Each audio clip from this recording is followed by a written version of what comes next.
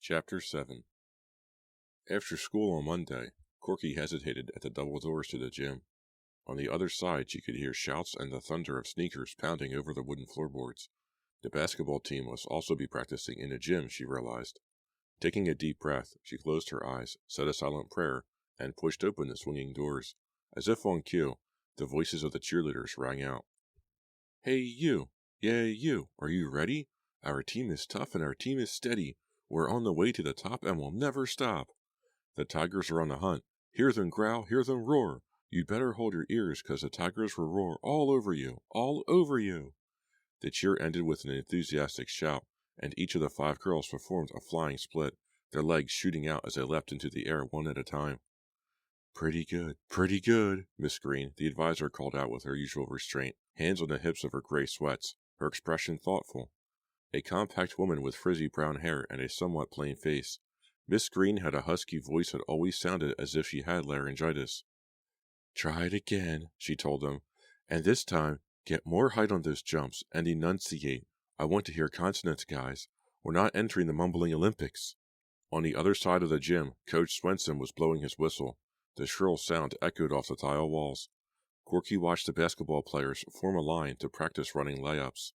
She turned her attention back to the cheerleaders, who were in position to do the cheer again. As Corky's eyes moved from girl to girl, a flood of memories washed over her, holding her in place, frozen against the doors. There was Kimmy, the captain, her round face pink as usual, her black crimped hair bobbing on her head as she enthusiastically jumped into place and checked to make sure the other girls were lining up correctly. Beside her stood freckle-faced red-headed Ronnie, looking like a kid in gray sweatshorts and a white sleeveless t-shirt, whispering something to Deborah. Deborah smiled slowly, her cold blue eyes lighting up. Beside her, Megan Carmen and Heather Deal, best friends who always seemed to be together, were chatting animatedly. Kimmy blew a whistle, and the cheer began. Corky watched them run through it again. It was crisper this time, and the flying splits were higher. Ronnie started hers too soon and landed awkwardly, but everyone else was right on the money. As the cheer ended, Kimmy noticed Corky. She jogged over. "Hi, you came."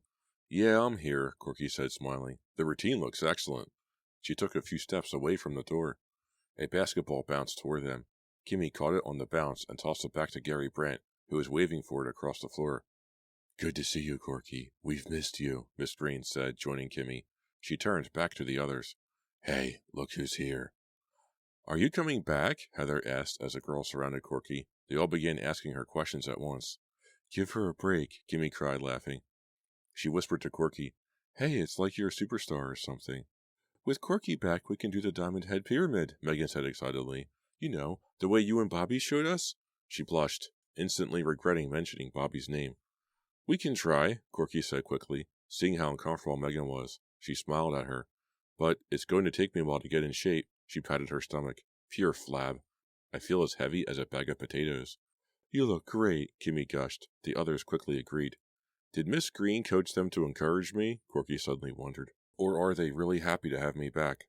Only Deborah seemed unenthusiastic. As Corky went over to the wall to toss down her backpack, she saw that Deborah was following her. "I can feel it," Deborah said quietly. "Huh?" Corky propped the backpack against the wall near the other ones lined up there and turned to face Deborah. "I can feel it right now," Deborah whispered, her intense blue eyes staring into Corky's. She nervously fingered the crystals she wore around her neck. "Feel what?" Corky asked edgily. She felt nervous enough coming back to the squad. She didn't really need Deborah acting so mysterious, did she? "The evil spirit?" Deborah whispered, glancing at the other cheerleaders, who had begun practicing round-offs.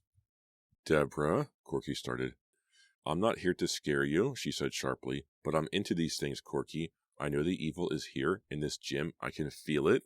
She clasped the crystal so tightly, her hand turned white.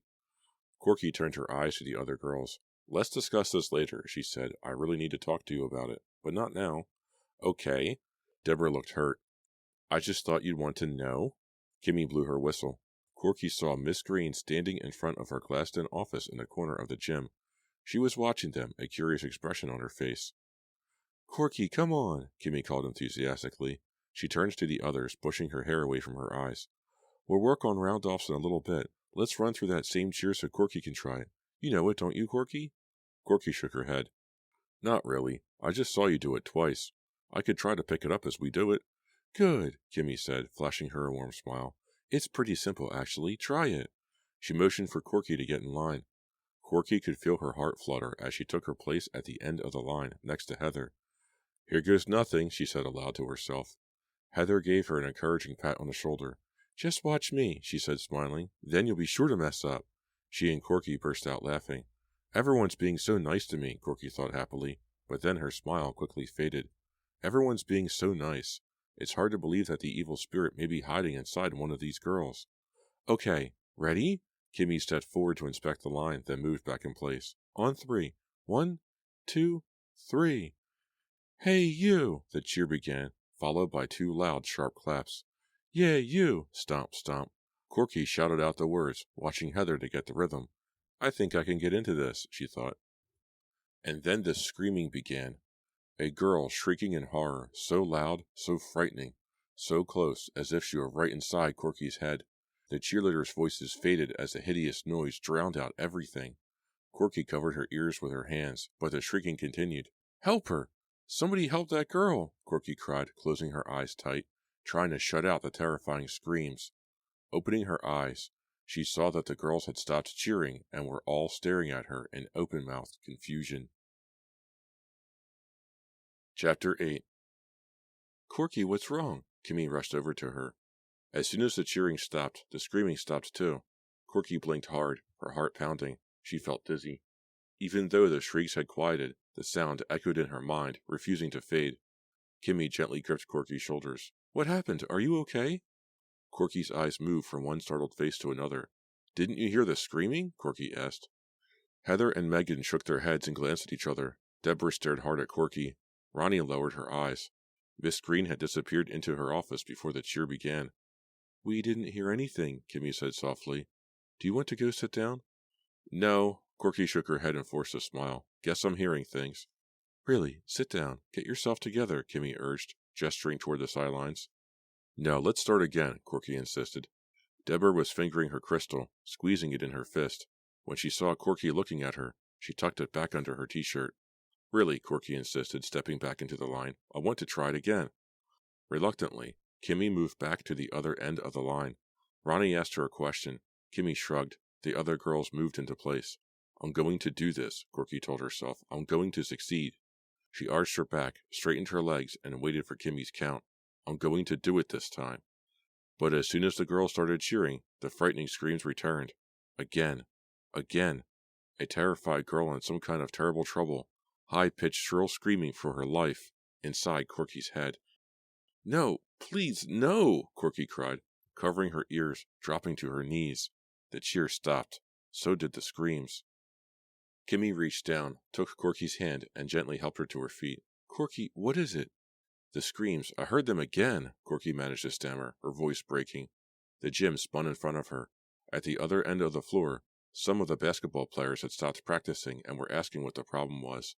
It was all a blur to Corky now, a blur of colors and hushed voices. Kimmy led her gently to the wall. Do you have a headache? She asked. No, Corky said uncertainly. I don't think so. I mean, I just heard someone screaming. She stared at Kimmy. You really didn't hear it? Kimmy shook her head. I'll go get Miss Green. Maybe we should call a doctor or something. No, Corky said sharply. I mean, no doctor. I'll be okay. I'll just sit down and watch for a bit. Then maybe I'll do some round-offs with everyone. You know, limber up. What am I saying? She asked herself, the brightly lit gym still spinning in front of her. I'm babbling like an idiot. What is happening to me? Her face taut with worry. Kimmy spread out her coat for Corky to sit on. You want some water or something? Kimmy asked. Corky could see the other girls huddled together, talking excitedly. They steal quick glances at Corky, then look away, shaking their heads. They all think I'm crazy, she thought glumly. Corky, can you hear me? Kimmy asked, standing over her. Oh, sorry. No thanks. I don't need water. She stared up at Kimmy, forcing a smile. I'll be okay. Go ahead, do the cheer. I'll watch. Kimmy turned and started to jog back to the others. What is that strange smile on Deborah's face? Corky wondered. Deborah was once again fingering the crystal on her neck. Her smile was smug. Why does she look so pleased? Corky asked herself. Deborah caught Corky staring at her and whirled away. Kimmy shouted for the girls to line up. Everyone ready? Seated on Kimmy's coat, Corky pressed her back against the tiles of the gym wall. She shut her eyes and took a deep breath. Hey, you! The girls began to cheer. The hideous screams returned. So loud, so close. Corky leapt to her feet, trying to locate the screaming girl. No one there. The cheerleaders continued their cheer, but the terrified shrieks drowned out their voices. No! Corky shrieked. No! Covering her ears, she ran to the door. The screams followed her as she pushed open both doors and burst out of the gym, into the arms of the young man with the strange gray eyes who had chased her in the Fear Street Cemetery. Chapter 9. With a loud gasp, Corky stared up into his startled face. His eyes really were gray, like those of a ghost, like monster eyes. He gripped her arms tightly above the elbow. He was wearing a brown leather bomber jacket. The leather felt cool against her arms. His breath smelled of peppermint. Let go, Corky cried, regaining her voice. His strange eyes narrowed. His expression changed from surprise to menace. Let go! She pulled back out of his grasp. Hey, he cried angrily. She spun around and started to run, her sneakers thudding hard on a concrete floor. Stop, he shouted, his voice reedy, high-pitched. Who is he? Corky wondered. Why is he following me? How did he find me? She glanced back and saw that he was chasing her, his expression angry, his arms out as if preparing to grab her. She ran wildly past a blur of lockers and up the stairs at the end of the corridor. Stop, he called, close behind her. His boots pounded thunderously over the floor. At the top of the stairs, Corky gasped in a mouthful of air, turned to the right, changed her mind, took the corridor to her left, running as fast as she could. Help me! Somebody! She called breathlessly. But the hall was deserted. The wall clock read 4:25. Somebody, please! She glanced back to see him emerge at the top of the stairs. He looked to the right, then spotted her in the hallway to the left. Wait, he called, and began running toward her, his expression hard, angry. She uttered a low cry and turned the corner, searching frantically for a hiding place. An idea flashed into her mind. She could duck into an open locker and pull the door shut, but the lockers on both sides of the hall were all locked. Hey, she could hear him calling to her. He was about to turn the corner.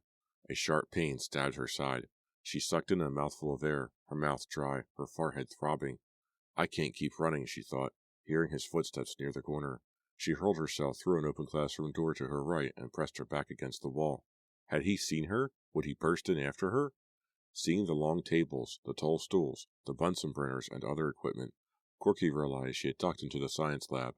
She wanted to call to Mr. Adams. Sometimes he stayed late, grading papers in a small office at the back. But she could hear the footsteps of the young man right outside the lab door.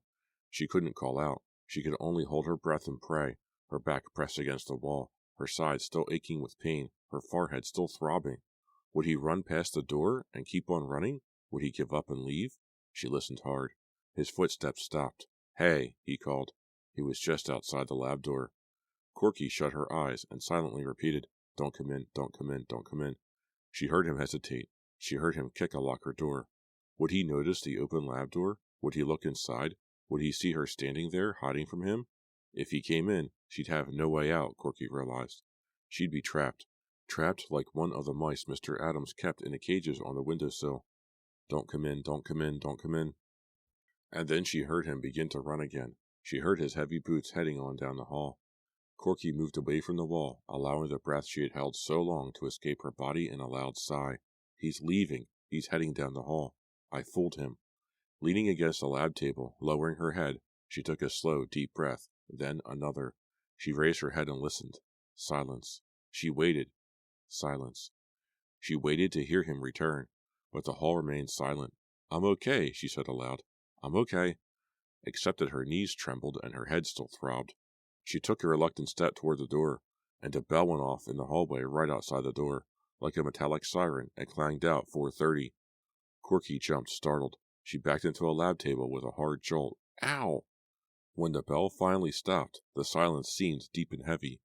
I needed that, she said sarcastically. Stupid bell. Her heart still pounding, she made her way to the lab door, then stepped cautiously out into the silent hallway. A hand grabbed her shoulder roughly from behind. The young man spun her around. His almost blank eyes burned into hers. Let go of me, Corky cried in a tight, high voice she didn't recognize. We have to talk, he said, Don't you know who I am? Corky shook her head. No, who are you? His eyes narrowed. He tightened his grip on her shoulder. I'm the evil spirit, he told her. Chapter 10. Huh? Corky's mouth dropped open. She could feel her knees start to buckle. He was gripping her with both hands now, staring into her eyes, studying her face, studying her fear. I'm the evil spirit, he repeated, smiling for the first time. No, Corky whispered. Let me go, please. To her surprise, he let her go. She toppled backward into the wall. She rubbed her arms, uttering a soft cry. You really look scared, he said, the lower half of his face covered in shadow. His eyes continued to stare at her like two car headlights coming out of the darkness. I think you really believe me for a moment. Why? Corky waited for her heart to stop thudding. Why did you say that? Who are you, really?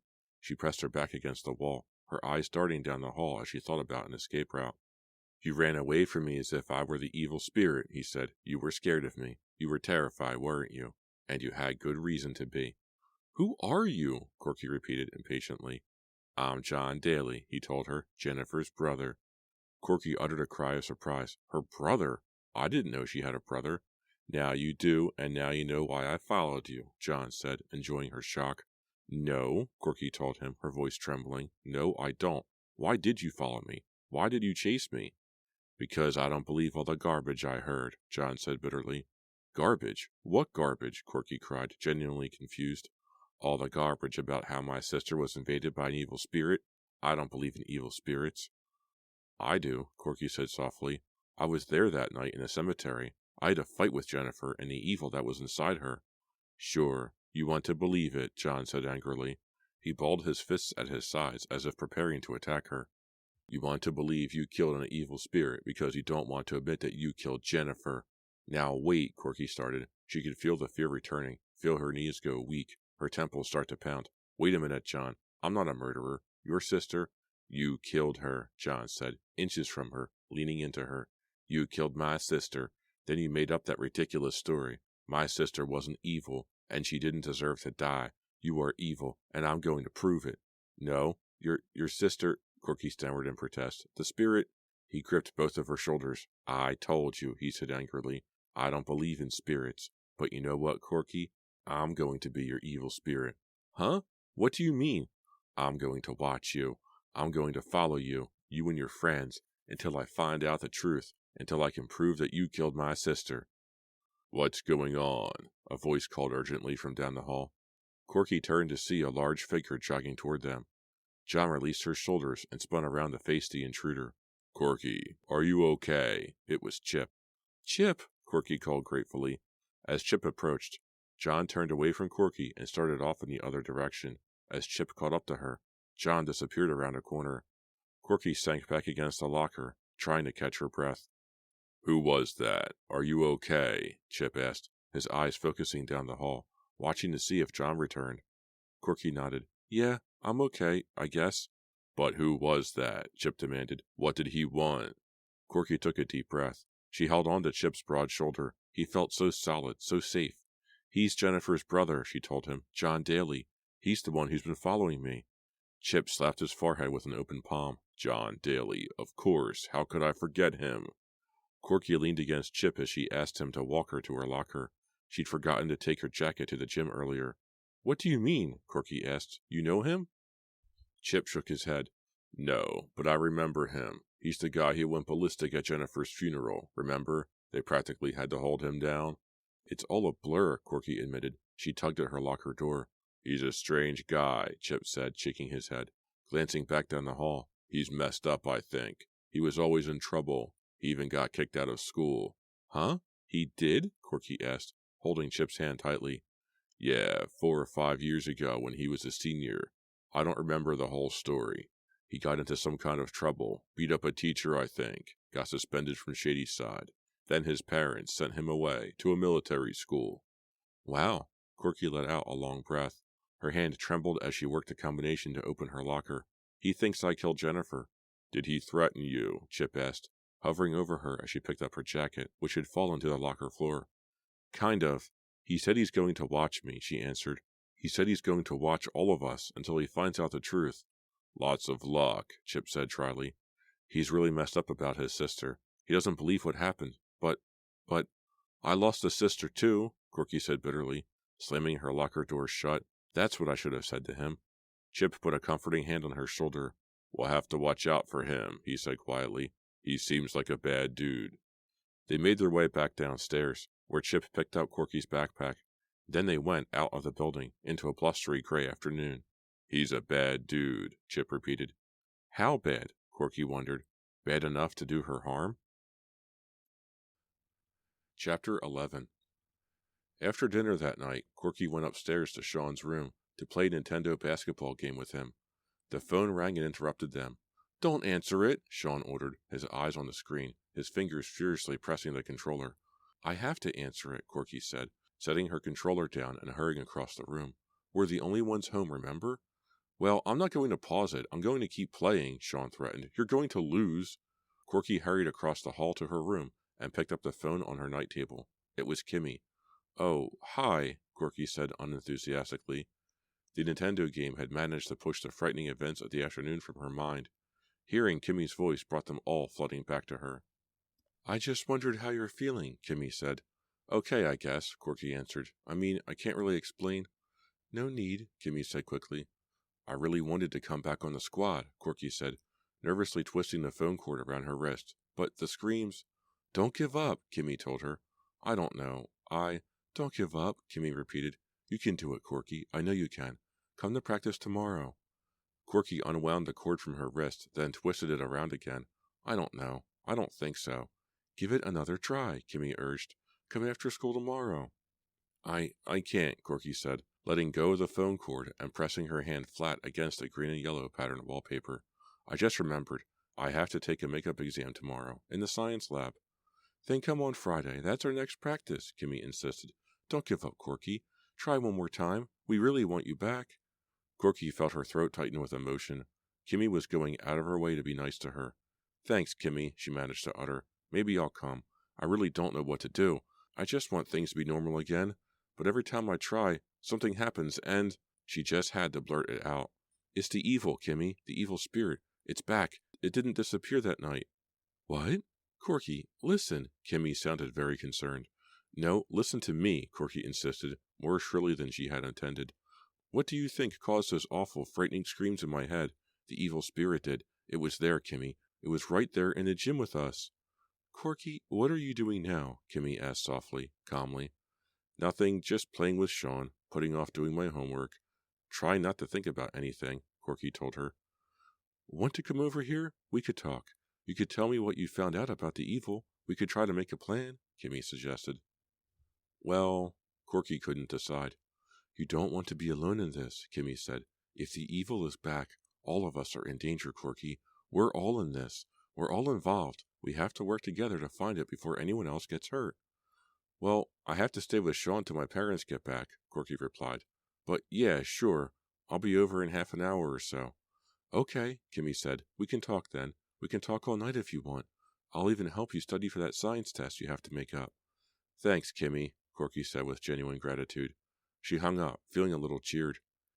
The game's over. You lost, Sean announced as she returned to his room. It's okay. I would have lost anyway, she told him, thinking about Kimmy. Want to play another game till Mom and Dad get home? He shook his head. No, I'm going to play against the machine. It's more fun. Oh, thanks a bunch, Corky cried sarcastically. Then she heard the front door slam downstairs. Her parents were back. A few minutes later, she was in the car, her science text and binder on the seat beside her. She backed the car down the driveway and headed towards Kimmy's house. It was a cold, clear night. An enormous orange moon hung low in the charcoal sky. It doesn't look real, Corky thought. It looks like a moon in a science fiction movie. Everything seemed sharper and brighter than it should have been. As she made her way down Fear Street, Corky felt as though she could see every blade of grass, every leaf, in sharper-than-life focus. She followed the curve of the road, and the Fear Street Cemetery came into view on her left. Her headlights swept over it, bringing a row of jagged tombstones into focus. Oh! Corky cried out when she saw someone moving among the graves. She slowed the car, her eyes on the moving figure. The orange balloon of a moon floated low over the scene. Corky stared hard, startled by the clarity. There were no shadows. Who is it? She wondered. Who is there? and then she recognized her, Sarah Beth Plummer. Without realizing it, Corky had stopped the car in the center of Fierce Street. Puzzled, she rolled down her window to see even more clearly. Sarah Beth was huddled low, moving slowly between the pale gravestones. She was wearing a long black cape that swirled behind her shoulders even though there was no wind.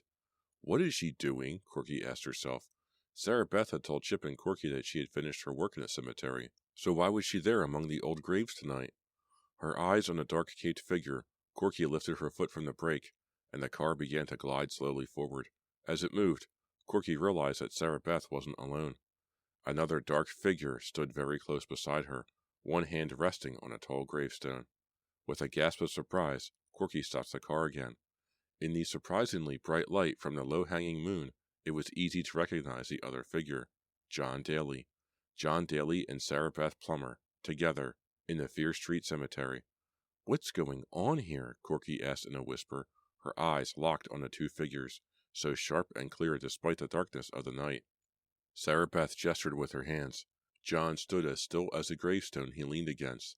Then Sarah Beth pointed to the ground. What were they saying? What were they doing? Staring hard, Corky recognized the stone John was leaning against. It was Sarah Fear's grave marker. As Corky continued to watch, Sarah Beth suddenly pulled off her black cape and draped it over a marble monument. Then she began to twirl, raising her arms above her head, performing a slow, graceful dance. As Sarah Beth danced, John still leaned against the gravestone, not speaking, his strange, nearly colorless eyes staring at Sarah Beth. What is going on? Corky wondered. With a shudder of fear, she removed her foot from the brake, slammed it down hard on the gas pedal, and roared away. Here is the evil.